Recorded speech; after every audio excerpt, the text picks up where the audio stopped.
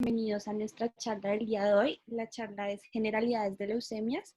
Está a cargo de José Manuel Fernández, vicepresidente del Grupo de Interés en Hemato-Oncología, y la doctora Lida Amparo Rengifo, hematóloga pediatra de la Fundación Cardioinfantil.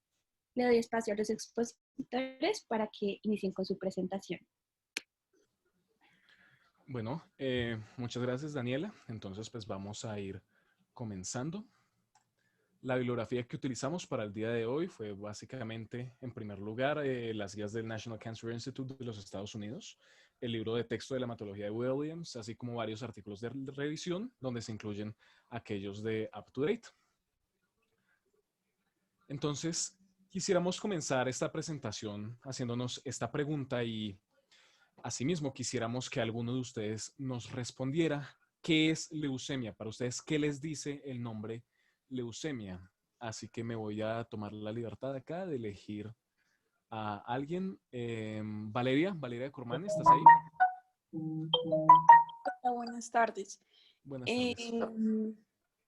Bueno, yo considero que leucemia es, si no estoy mal, cáncer de algún componente de la sangre, creo que de los eritrocitos, o en la formación de estos. Ok, sí, es un cáncer sanguíneo, pero no exactamente de los eritrocitos, pero es un cáncer sanguíneo, es una malignidad hematológica. ¿Alguien más que quisiera participar? De pronto, Andrea Barragán, ¿estás ahí?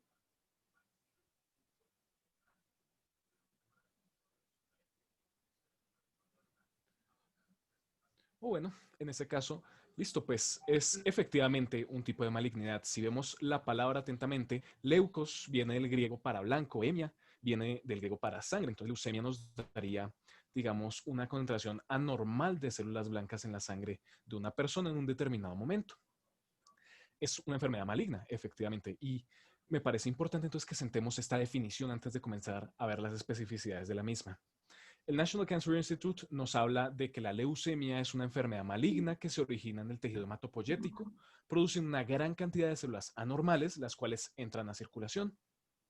Sin embargo, acá habría que hacer varias precisiones. En primer lugar, no es solo una enfermedad, sino más bien es un espectro heterogéneo de diferentes patologías que afectan las diferentes líneas celulares.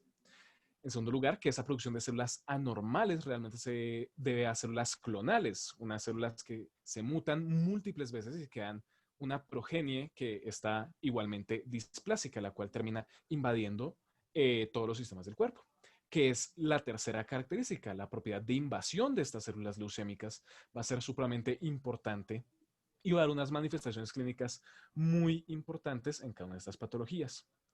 Entonces, si consideramos esto, podemos decir que en otras palabras, las leucemias son un grupo de malignidades hematológicas, unas enfermedades malignas de células clonales hematopoyéticas que proliferan inicialmente en la médula ósea y que desde allí invaden a los diferentes órganos y sistemas del cuerpo.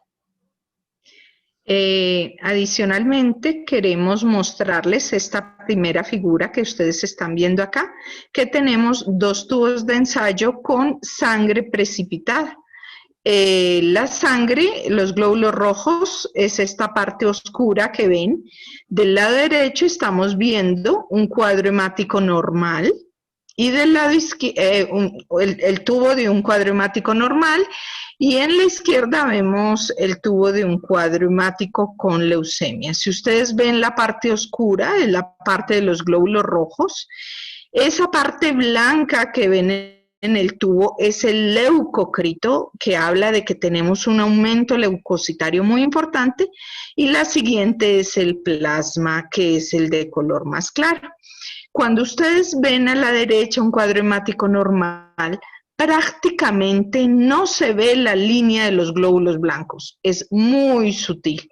En cambio, ustedes pueden ver cómo está desplazada la cantidad de la sangre, cómo hay menos glóbulos rojos en el tubo patológico y cómo se ve en el otro unos glóbulos rojos de un cuadro hemático normal y el plasma a su vez. Eso es muy importante a tener en cuenta, porque en algunas patologías, cuando no se disminuye esa cantidad de glóbulos rojos, y aumentan los glóbulos blancos, o cuando vamos a pensar en la posibilidad de transfusión en un paciente, tenemos que contar el leucocrito con el hematocrito para términos de hemoconcentración. Eso lo vamos a ver un poquito más en detalle cuando hablemos de las leucemias agudas. Sigan. Perfecto. Entonces, generalmente, como de la forma más general posible, las leucemias se pueden clasificar de varias formas. Empezando por la más básica, que es según su línea. Recordemos que en la hematopoiesis tenemos dos líneas celulares básicas, que sería la línea mieloide, donde se incluirían los granulocitos, es decir, los neutrófilos, basófilos y eosinófilos, así como los megacariocitos y los eritrocitos. Y tenemos la línea linfoide, que incluiría, como bien dice su nombre, los linfocitos. Entonces podemos clasificar las leucemias entre leucemias mieloides y leucemias linfoides. Acá en la presentación podemos ver imagen de dos blastos, que serían estas células anormales con unas formas aberrantes que suceden en estas patologías de cada una de las líneas. Noten que en el caso de las leucemias mieloides, uno puede diferenciar que estos blastos son de esta línea gracias a la presencia de gránulos en su citoplasma, como podemos ver acá, todas estas pequeñas puntos que se encuentran dentro de la célula, mientras que los blastos linfoides van a estar carentes de este mismo. Según su diferenciación, podemos clasificarla entre agudas y crónicas, y esta división entre agudas y crónicas va a ser determinada por el componente blástico que tiene en la sangre del paciente en una leucemia. Entonces, las leucemias agudas se van a caracterizar por las células que son más inmaduras, que son las células clonales, los blastos, que van a estar en mucho más porcentaje en el paciente, como podemos ver acá una leucemia linfoblástica aguda. Vemos las formas aberrantes del citoplasma leucocitario, así como la presencia de núcleos de formas también bastante displásicas. Por otro lado, las leucemias crónicas van a tener células que van a ser aparentemente normales y van a ser cercanas a una célula normal madura. Como podemos ver en el caso de la derecha, una leucemia linfocítica crónica, a diferencia del componente blástico de la leucemia aguda, estas células van a parecerse mucho a los linfocitos que uno puede tener en un plasma normal.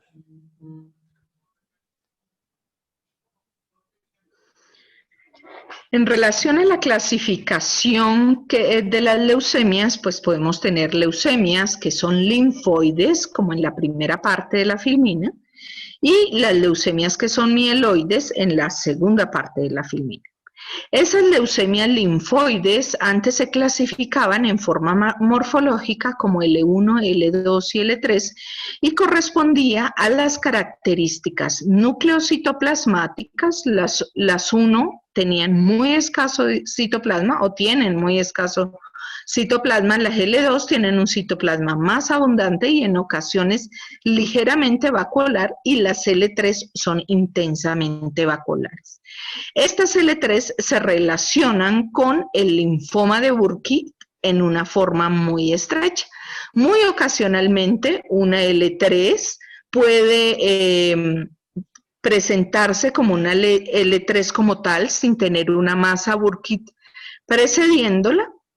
Y en estos casos, generalmente o hay una inmunodeficiencia importante, o es un post-trasplante, o es un paciente con HIV. En relación a las mieloides, como verán en los primeros 3 puntos, son cuadros que preceden de tipo displásico o con alteraciones anormales que generan otros problemas hematológicos previos y luego el desarrollo de la mieloide aguda. Y la mieloide aguda como tal, que es un grupo de enfermedades de 8 patologías que van de la M0 a la M7, M0 que es sin diferenciación, M1 con mínima diferenciación, M2 mieloblástica, M3 mielomonocítica, M5 monocítica, M6 eritroide y M7 megacariocítica. O sea, cada una de las líneas más la maduración de las células es lo que tipifica este tipo de leucemia.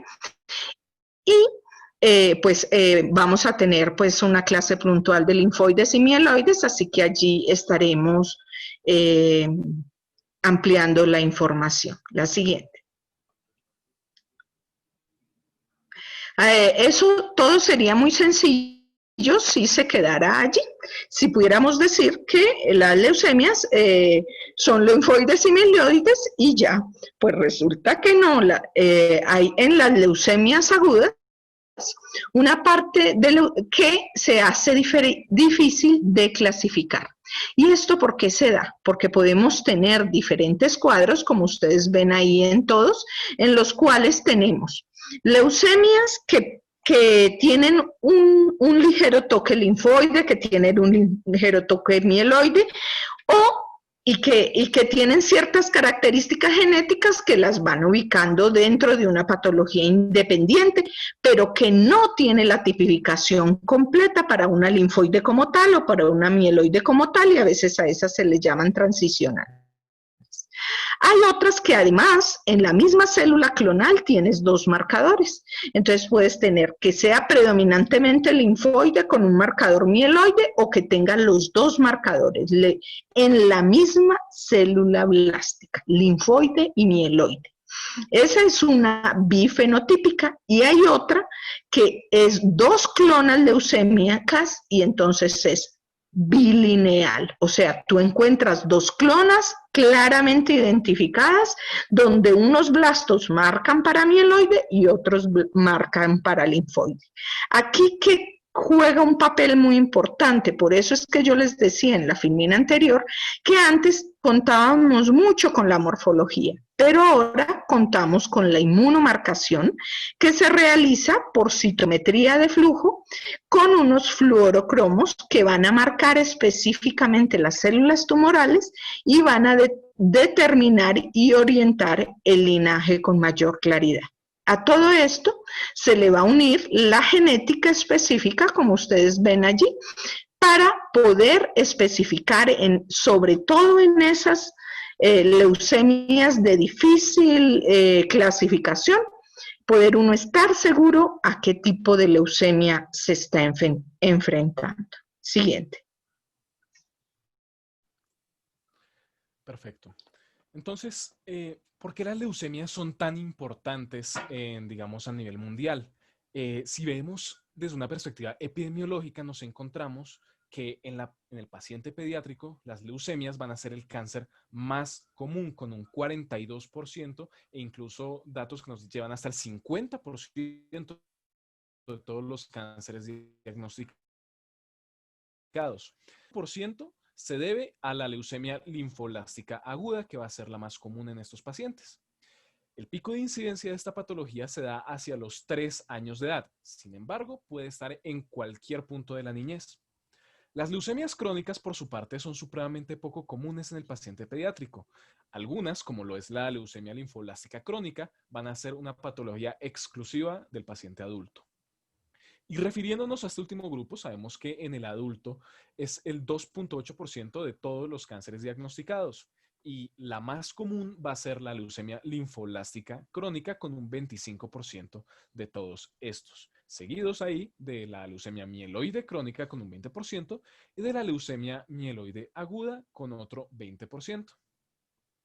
Asimismo, las leucemias son el 10º cáncer más común en los Estados Unidos y este patrón se tiende a repetir alrededor del mundo. Hay varios factores de riesgo para desarrollar leucemia. Digamos que podemos hablar de algunos generales y otros específicos para cada una de las patologías. Comenzando por los primeros, tenemos la edad, ya que las leucemias son prevalentes en los extremos de la vida, tanto en el paciente pediátrico, como vimos con la leucemia linfoblástica aguda, como en el paciente adulto. Y sabemos que una edad mayor de 60 años va a predisponer a los pacientes al desarrollo de leucemias en general. Como ya sabemos, es común que presenten leucemias crónicas. El sexo también es otra cosa que influye, ya que se ha demostrado que el varón tiene más probabilidad de padecer leucemia que la mujer. Y por último, la etnia, ya que también se ha demostrado que los pacientes de raza caucásica tienen una probabilidad mayor de desarrollar leucemia a comparación de la raza negra o la raza asiática. Asimismo, los que somos de raza hispana tenemos un riesgo aún más elevado de desarrollar esas patologías, lo cual las hace muy relevantes específicamente en el contexto nacional. Entonces hablemos de los factores de riesgo específicos para cada patología. Empezando por la leucemia linfoblástica aguda, se describe que una edad paterna avanzada al momento de la concepción, un historial de abortos previos, y entiéndase como una pérdida del embarazo espontáneo, alcoholismo materno durante el embarazo, exposición a radiación, tanto inútero como exútero, y el tratamiento por quimioterapia van a ser factores de riesgo descritos para el desarrollo de leucemia linfoblástica aguda.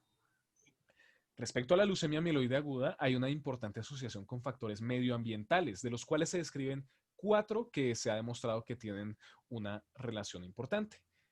El tabaco, la exposición a órganos fosforados, como lo es el benceno, la radiación y, nuevamente, quimioterapia, posiblemente por el hecho que algunos de estos fármacos tienen efectos sobre la estructura genética de las células. Asimismo, en leucemia mieloide aguda se ha visto una asociación con otros trastornos clonales hematopoyéticos. Es decir, tú puedes tener un paciente con un síndrome mielodisplásico, una mielofibrosis primaria. Estos agentes no pueden causar los cambios genéticos que son prerequisito para que un paciente desarrolle esta enfermedad, como lo es, por ejemplo, el cromosoma Filadelfia. Con respecto a la leucemia linfoblástica crónica, sabemos que una historia familiar de leucemia linfoblástica crónica o de otras malignidades hematológicas va a predisponer al paciente a desarrollar una de estas patologías. Ahora bien, es necesario que hablemos de ciertos síndromes genéticos que de por sí nos van a predisponer al paciente a desarrollar leucemia. Y quisiéramos enfocarnos el día de hoy en el que es más prevalente, que podríamos encontrarnos de forma más fácil en la clínica, que es el síndrome de Down.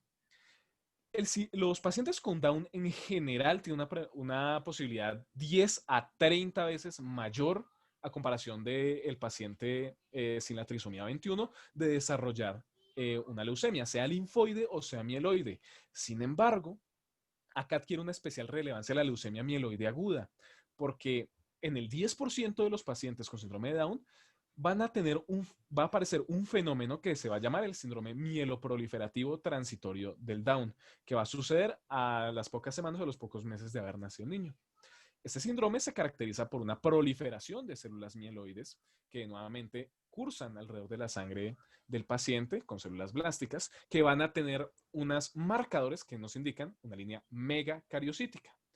Por ende, más allá de este episodio y más a lo largo de la vida de los pacientes, ellos van a tener una prevalencia aumentada de leucemia mieloide aguda, especialmente de leucemia mieloide aguda tipo M7, que sería megacariocítica. Ya los otros síndromes que podemos ver es la anemia de Fanconi, que si nos acordamos bien, un síndrome de fallo medular congénito, que además del compromiso hematológico va a tener varias alteraciones óseas, como lo es la polidactilia. Se relaciona con un mayor riesgo de desarrollar leucemia mieloide aguda. El síndrome de Bloom, por su parte, que se caracteriza por la talla baja de los pacientes, las orejas y la nariz prominentes, así como este eritema fotosensible telangiectásico que podemos ver acá en la cara de este muchacho que tenemos aquí, se va a relacionar con un mayor riesgo de leucemia. También se describen otros síndromes, como lo es la neurofibromatosis tipo 1, que vemos acá, el síndrome de Sieg-Fraumeni y el síndrome de ataxia telangiectasia, que también van a estar relacionados con la enfermedad. Vamos a resaltar dos cosas importantes en estos síndromes. Vamos a resaltar el tema de la anemia de Fanconi para hacer un recorderis de lo que ya hicimos. Recuerden que la anemia de Fanconi es una inestabilidad cromosómica y que esta es como la parte más importante de su manifestación hematológica, que hace que esa inestabilidad vaya produciendo un fallo, ya que la sangre es la célula, una de las células de mayor recambio del organismo. Por esas alteraciones, bueno, el síndrome de Bloom también tiene inestabilidad cromosómica. Entonces miremos que esa es la relación por la cual van haciendo fallo medular. Luego de que hacen fallo medular, los trastornos de reparación del ADN es lo que produce que se pueda dar una alteración de superposición de genes que desarrollen la exposición de una clona maligna. Entonces es por eso que esas patologías cursan con mayor índice de leucemias, pero también pueden hacerlo con cualquier otro tipo de tumor. Es importante también resaltar que todos los pacientes que tengan inmunodeficiencias y que estén manejados con drogas inmunosupresoras por muy largo tiempo, también van a estar modificando la respuesta inmune de los linfocitos y predisponiendo a alteraciones malignas. Siguiente. Listo. Ahora vamos a dar un vistazo general de todas las leucemias. No vamos a profundizar mucho en esto porque la mayoría de estas patologías van a tener una charla propia cada una que va a ser en las siguientes semanas. Pero antes de eso, veamos este cuadro comparativo que nos compara las leucemias agudas contra las leucemias crónicas. En primer lugar, pues empezando a hablar de las diferencias entre estas dos, tenemos la edad. Las leucemias agudas pueden suceder alrededor de cualquier grupo etario, mientras que las leucemias crónicas son patologías que son mucho más comunes en el adulto.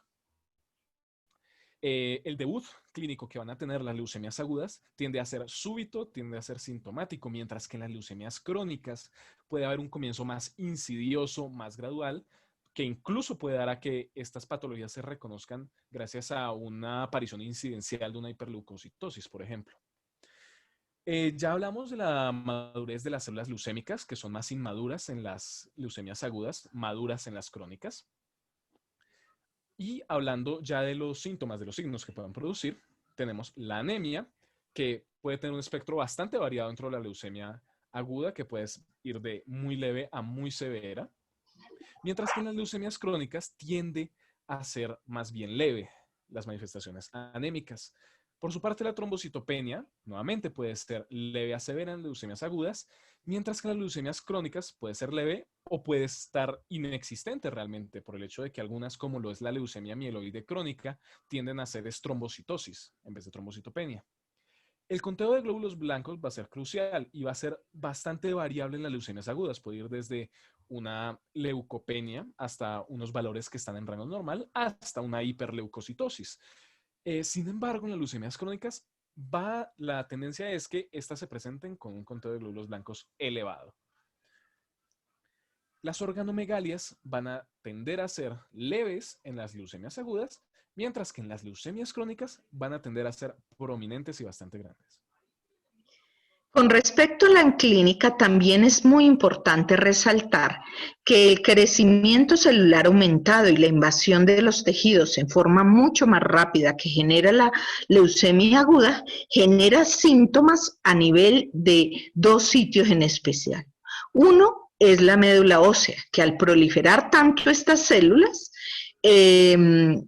se van expandiendo dentro de la medular y generan como una compresión en el hueso que no es distensible, generando una compresión a nivel nerviosa y esto genera un dolor óseo que es importante. Ese es un síntoma muy importante de las leucemias agudas.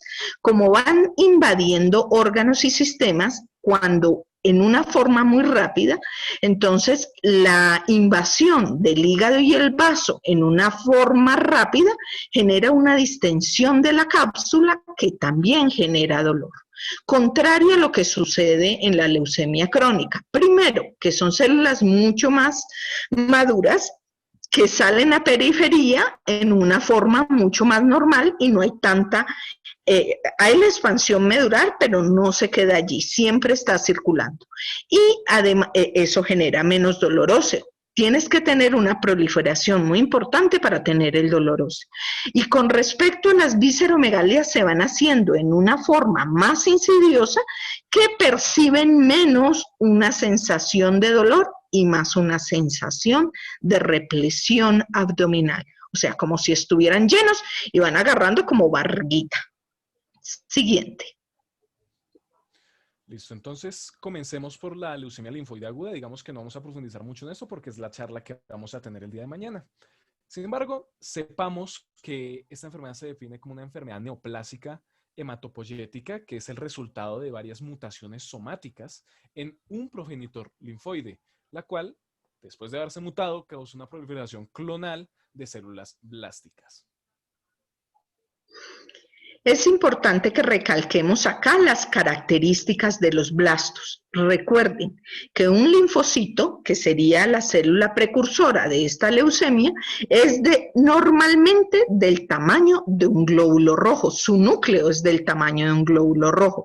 Así que podríamos decir que ese que está a la izquierda del glóbulo rojo, ese sería un linfocito normal. Pero en cambio miren los otros, todos de un tamaño que casi dobla el glóbulo rojo.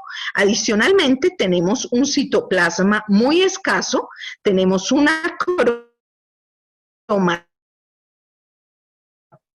y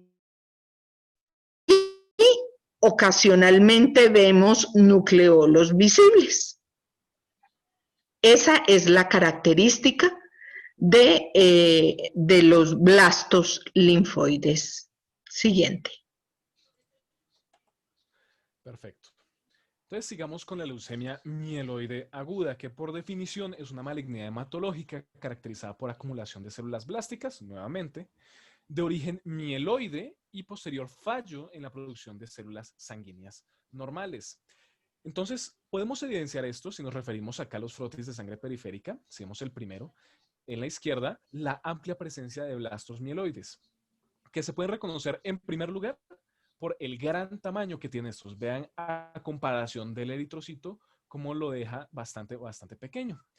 El citoplasma va a ser más abundante a comparación de los blastos linfoides que vimos anteriormente. Sin embargo, también va a tener esta serie de deformaciones y va a ser bastante irregular. Nuevamente, se ve un núcleo con la presencia de varios nucleolos bastante prominentes en el mismo. Y característicamente los blastos de la línea mieloide van a tener la presencia de gránulos. Hay un hallazgo, que es uno de los pocos que aún se pueden considerar patognomónicos de la leucemia mieloide aguda, que va a ser la presencia de los bastones de Auer, que son estas pequeñas líneas, estos pequeños bastones que vemos al interior del citoplasma de los blastos mieloides que van a corresponder a la granulación de los mismos. Este hallazgo es específico de la leucemia mieloide aguda y se tiene que tener a consideración cuando uno pueda evidenciarlo en un frotis. Pero a la derecha tenemos también una leucemia mieloide aguda que no cumple con las características que José acaba de decir. Tenemos en su totalidad. Tenemos entonces una célula que es de gran tamaño también, que tiene nucleolo visible, que tiene un núcleo arriñonado. Esa característica de ese núcleo arriñonado, si vemos la cromatina laxa, o sea, la característica de blasto la tiene. Parecido al linfoide no es, tiene un citoplasma muy amplio, pero lo que no vemos es que tenga presencia de gránulos. Esas son las de tipo monocitoide o mielomonocitoide, porque podemos ver en unos espacios algunas con gránulos y otras sin gránulos. La eritroide y la megacarioblastica son células que se asemejan a su célula madre, o sea, también diferente a estas dos que les estamos mostrando hoy. Perfecto. Las manifestaciones clínicas de la leucemia mieloide aguda van a ir de la mano con las alteraciones hematológicas de las diferentes líneas celulares que éstas puedan presentar. Entonces, si consideramos anemia, leucopenia y trombocitopenia, vamos a tener manifestaciones como lo es la astenia y la dinamia, en el caso de la anemia, el alto riesgo, la alta susceptibilidad a infecciones, en el caso de la leucopenia, o manifestaciones hemorragíparas, como sucede en las trombocitopenias. Asimismo, estas leucemias van a cursar con visceromegalias, que va a ser esplenomegalia y hepatomegalia principalmente. Los síntomas constitucionales están presentes en este tipo de leucemia, que sería como fiebre o pérdida de peso, por ejemplo, así como fatiga. Y va a haber compromiso orgánico, que vamos a profundizar más en la charla de leucemia mieloide aguda, pero sepamos que unos objetivos que puede tener sería la piel, el sistema nervioso central, que va a ser supremamente relevante, el compromiso oftalmológico y el compromiso articular, especialmente en el paciente pediátrico. Siguiente. Ahora empecemos con las leucemias crónicas, y empezando por la leucemia mieloide crónica, que es una malignidad hematológica con origen en las células hematopoyéticas multipotenciales. Y esta va a generar anemia, granulocitosis extrema, trombocitosis y esplenomegalia, como ya vimos anteriormente. Refirámonos entonces otra vez al frotis de sangre periférica. A la izquierda podemos ver que en la leucemia mieloide crónica vemos una gran cantidad de células granulocíticas, en este caso, que van a asemejarse bastante a lo normal, en este caso, neutrófilos. Vean que además de los neutrófilos que están con 3 a 5 nodulaciones, vemos una gran cantidad de neutrófilos hiposegmentados y decallados. Entonces nos habla de que hay una granulocitosis extrema, pero con una desviación a la izquierda de la fórmula leucocitaria. Además de la gran cantidad de estas células, vemos también la presencia de precursores mieloides en la periferia, como lo son, por ejemplo, los promielocitos, como vemos acá. Asimismo, vemos nuevamente células granulares con gránulos, gracias a que estos de la línea mieloide y son células granulocíticas. La leucemia mieloide crónica, por su parte, cursa por 3 fases clínicas, que van a ser la fase crónica, fase de aceleración o fase blástica, que también se le llama crisis blástica. Y la diferencia en estos es que en la fase crónica, el porcentaje de blastos en periferia va a ser inferior al más o menos al 10%.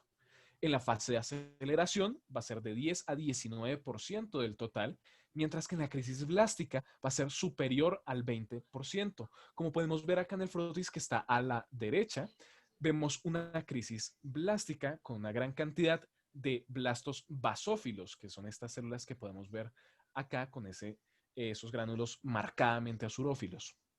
Los pacientes inicialmente al menos tienden a estar asintomáticos, pero puede presentarse después algunos síntomas como lo es el malestar general, diaforesis, fatiga o episodios de sangrado por el hecho de que estas patologías llevan intrínsecamente una disfunción de las plaquetas, pero como ven son síntomas muy generales.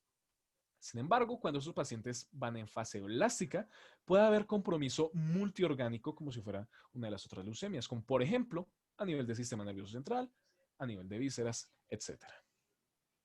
Es muy importante que recalquemos ciertas diferencias que existen entre la leucemia mieloide crónica del adulto y la mieloide crónica del niño. Los niños pueden tener esta leucemia en las edades generalmente de la adolescencia. Cuando tenemos un preadolescente o un niño más pequeño, el más pequeño que he llegado a tener es de aproximadamente unos 5 a 6 años, con una leucemia mieloide crónica, pues no le aplica el que funcionalmente estas leucemias tienen muy buen pronóstico, porque generalmente los pacientes andan por la fase crónica unos 10 a 20 años. En cambio, en los niños estas fases se acortan y pueden ir a una fase blástica más tempranamente. Si bien el advenimiento de nuevas terapias como los inhibidores de transcriptasa reversa han cambiado mucho la historia de estas leucemias, sigue siendo un problema para un niño presentar una de estas leucemias, porque 20 años para un niño de 9 serían solo 29 la flor de su vida. En cambio, para un adulto de 60, 20 años es un buen nivel de vida. Hay que entonces sopesar desde el punto de vista médico cuánto tiempo debes tener este tratamiento, los tratamientos nuevos, y ver cómo se comporta. Algunos de los niños incluso pueden hacer fases blásticas en el debut, aún así se les da en el intento, a menos que sea una fase blástica muy clara y ya esté en una leucemia aguda prácticamente, se les da como la oportunidad de que reciban un tratamiento, pero pues les complica mucho la situación de pronóstico de vida.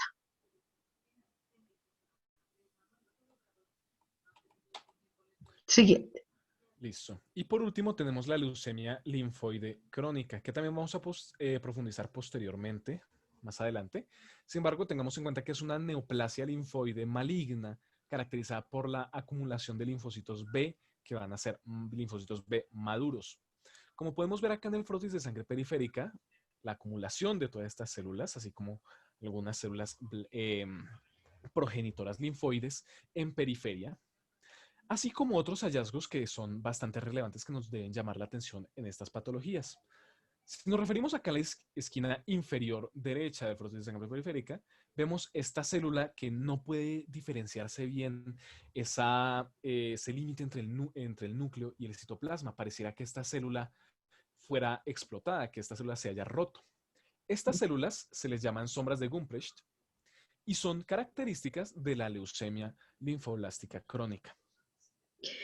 Esto está generado porque hay mucho crecimiento celular y en periferia es como que se chocan y hay alteraciones de microvasculatura, pero además porque hay una fragilidad de las células y eso va produciendo la ruptura de células. Las sombras de Gumprecht son muy típicas de la linfática crónica.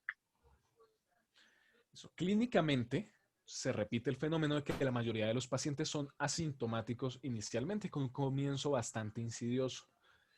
Pueden haber varios hallazgos al examen físico, como lo es la linfadenopatía, como lo es la hepatomegalia y la esplenomegalia, y eventualmente podemos tener manifestaciones cutáneas o infiltración en otros órganos, como lo es, por ejemplo, el riñón u otros tejidos linfoides. Prácticamente cualquier tejido linfoide en el cuerpo humano puede ser afectado en el contexto de una leucemia linfoide crónica. Todo esto lo profundizaremos más adelante en nuestra charla de leucemias crónicas.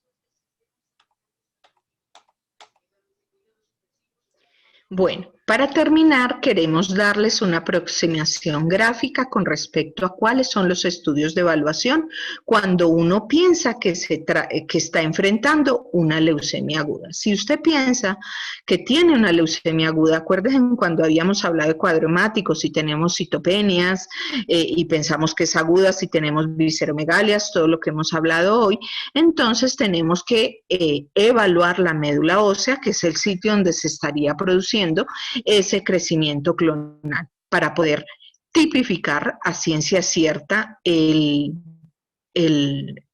tipo de leucemia que estamos enfrentando. ¿Cuál es el sitio de elección? En la espina ilíaca posterior y superior y se hace en la posición que ustedes están viendo.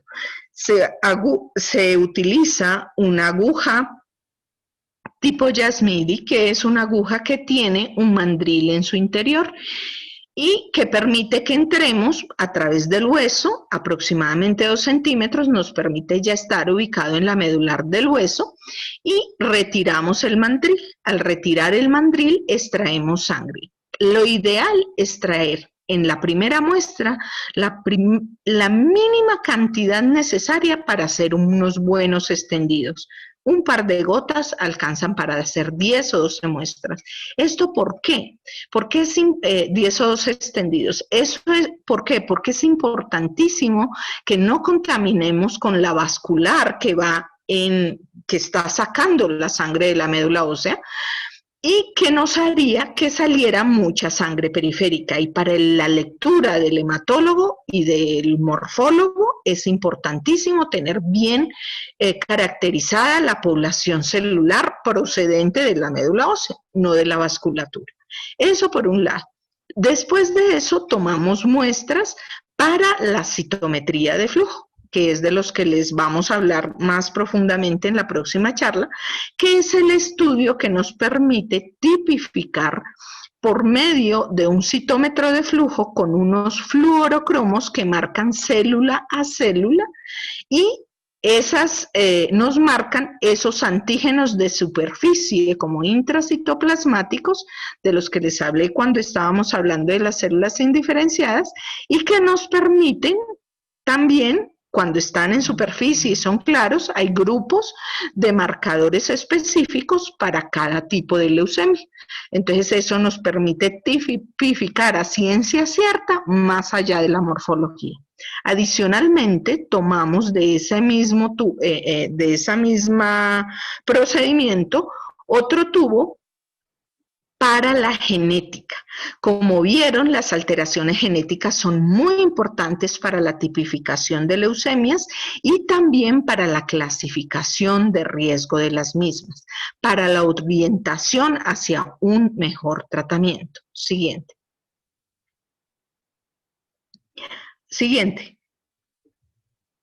Adicional a la médula ósea, realizamos la punción lumbar. Se hace generalmente entre L4 y L5 con el fin de obtener líquido cefalorraquídeo. Con este líquido cefalorraquídeo enviamos muestras citológico del líquido cefalorraquídeo o citometría de flujo del líquido cefalorraquídeo. Pues el sistema nervioso central es un órgano blanco de invasión de las leucemias agudas principalmente. Entonces, esto se hace para las agudas. Y se hace un estudio para tipificar que si hay células allí dentro del líquido que harían que estemos ante un compromiso del sistema nervioso central que nos cambia buena parte del tratamiento y que en ocasiones obliga a la radioterapia. Siguiente. Siguiente.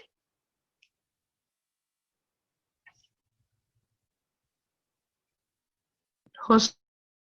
Perfecto, muchísimas gracias a nuestros expositores. No sé si alguien tiene alguna pregunta que quiera realizar, bien sea por el chat o quiera activar su micrófono y hacer alguna pregunta.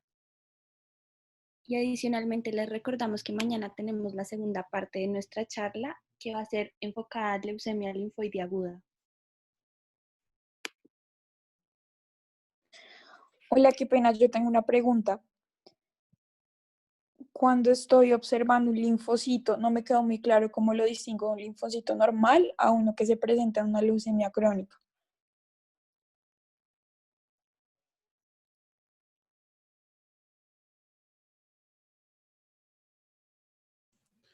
¿Listo? Específicamente en la leucemia crónica.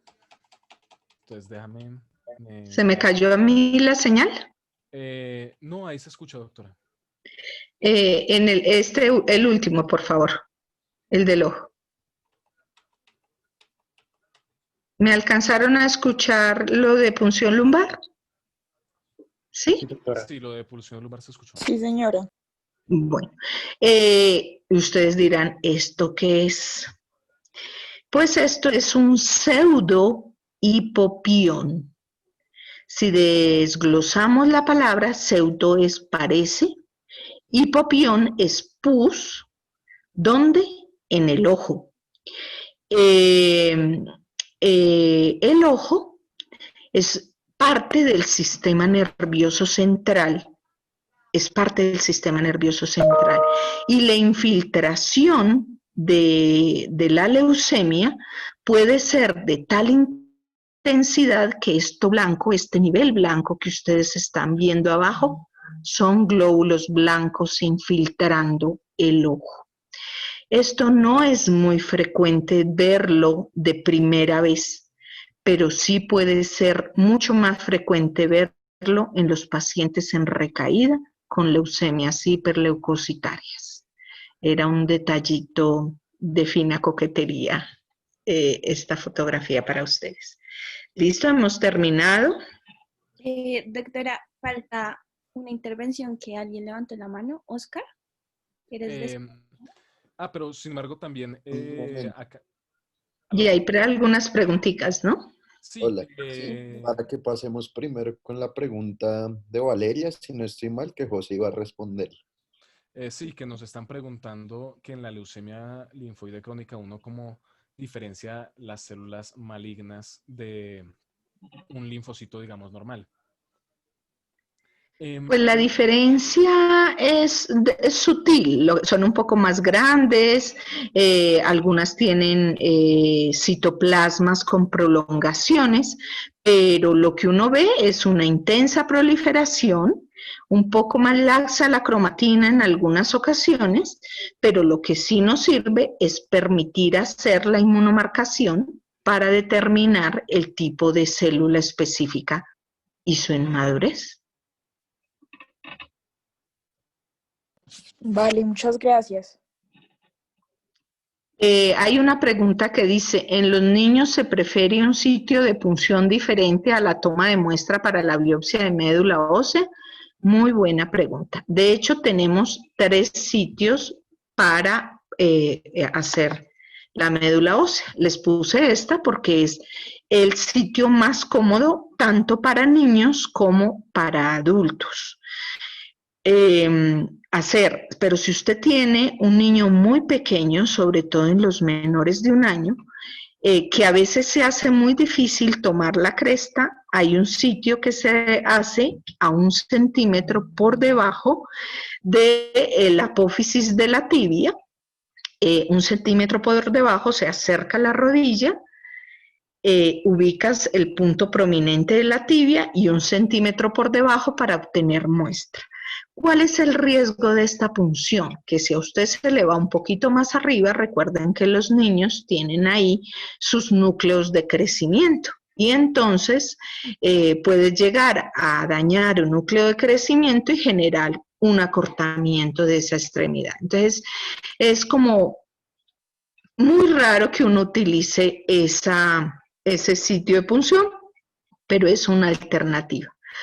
Y en el adulto hay otro sitio, porque resulta que si ustedes recuerdan cuando vieron hematopoiesis inicialmente, la médula ósea cada vez se va volviendo más grasa, todas las médulas óseas de los huesos. El niño tiene todos sus huesitos llenos de médula y conforme van pasando los años, la médula ósea se va llenando de grasa y van quedando unos sitios específicos. La cresta es un sitio que mantiene células hematopoyéticas durante toda la vida, pero un paciente que ha recibido radioterapia en las zonas, en la zona de la columna, o ha recibido radioterapia abdominal, o ha recibido radioterapia en una cadera porque tuvo un sarcoma o alguna cosa así, puede haber fibrosado esos sitios y en ese caso solo queda uno de los sitios que prácticamente no se queda sin células hematopoyéticas, es el esternón. Solo que si ustedes recuerdan anatomía, el esternón es supremamente delgadito. Por eso ustedes van a ver que algunas células tienen unos topes, algunas agujas, perdón, traen el tope, de modo que uno le ponga el tope y no se le vaya, porque si a usted se le va esa aguja en el esternón, llega al mediastino y eso es muy complejo de afrontar desde el punto de vista clínico y complicaciones. Entonces, esos son los 3 sitios que tenemos para realizar médulas y el que elegimos es este que ustedes están viendo. ¿Alguna pregunta más? Sí, doctora, falta la intervención de Oscar, que tiene la mano levantada. Dale. Buenas noches, de antemano. Muchas gracias por la charla, estuvo muy buena. Mi pregunta es, ¿uno cómo logra diferenciar una leucemia mieloide aguda de una leucemia mieloide crónica en fase blástica? Pues lo que te permite ocasionalmente determinar es porque tenemos los marcadores de leucemia mieloide crónica. O sea, cuando tenemos una leucemia mieloide crónica, aunque esté en fase blástica, vamos a ver algo de la desviación de izquierda de esas células. La presencia de algunas células precursoras que no son tan inmaduras. Y si tú ya tienes un porcentaje tan elevado de células blásticas, aunque puedes ver esa base displásica y alterada que te sugiere que estás ante probablemente un desarrollo de una mieloide aguda sobre una mieloide crónica,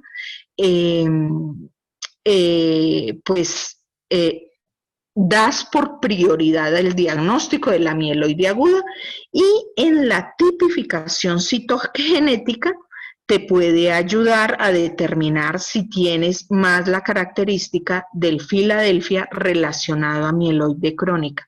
Pero eso no es absoluto, porque aunque hay una alteración cromosómica más de mieloide crónica, también se puede presentar en las linfoides agudas, pero no en la mieloide aguda. Y allí buscaríamos otro tipo de alteraciones genéticas. Entonces, te tocaría esperar un poco a la genética para orientarte si es que te interesa muchísimo. Pero si yo tengo un porcentaje de blastos que ya me lo clasifica como una mieloide aguda, el diagnóstico es una mieloide aguda, venga de donde venga, ¿ok? Y si ya estamos en una fase blástica, nada más, y tú tienes un porcentaje más bajito, tienes el cromosoma Filadelfia positivo y tienes la persistencia de estas otras células de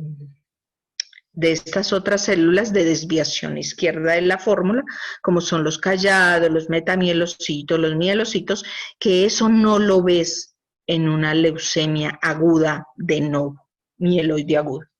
Espero que te haya quedado contestado o te quedan dudas. No, está bien. Muchas gracias, doctora. Bueno. En esos casos son detalles lo que uno va buscando y el porcentaje de los blastos. Eso es lo que te orienta más fuertemente.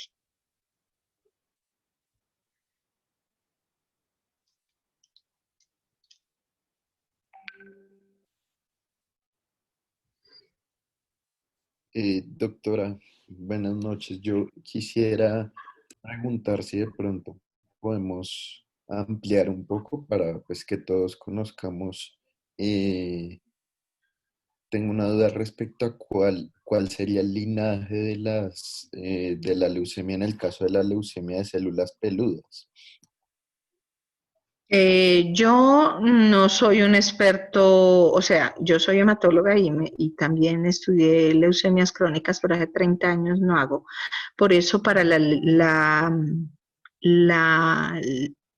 tema de linfática crónica vamos a tener un invitado muy especial que es el doctor Marco Grajales, que es un hematólogo de adultos, y vamos a desarrollar todo el tema completo. Pero en realidad lo que yo te puedo decir es, primero, lo básico que te puedo decir, atrevidamente, es que la leucemia, la hairy cells, como se le llama, o leucemia de células peludas, es peluda. O sea, morfológicamente uno la ve con prolongaciones que podrían llamarse como dendríticas. Haga de cuenta, ves el linfocito con su núcleo y ves un cacho de pelos para lado a lado en el citoplasma. Eso desde el punto de vista morfológico. Pero la marcación, la inmunomarcación, es la que te va a dar el definitivo de que estás ante una leucemia de células peludas. De todas maneras, van a tener un tema completo de linfática crónica con el doctor Grajales en 3 conferencias. Perfecto, doctora, gracias. ¿Algo más? No, doctora, ya no hay más preguntas, entonces damos por finalizada la charla. Muchas gracias a nuestros expositores y los esperamos mañana para la segunda parte. Listo, nos vemos mañana.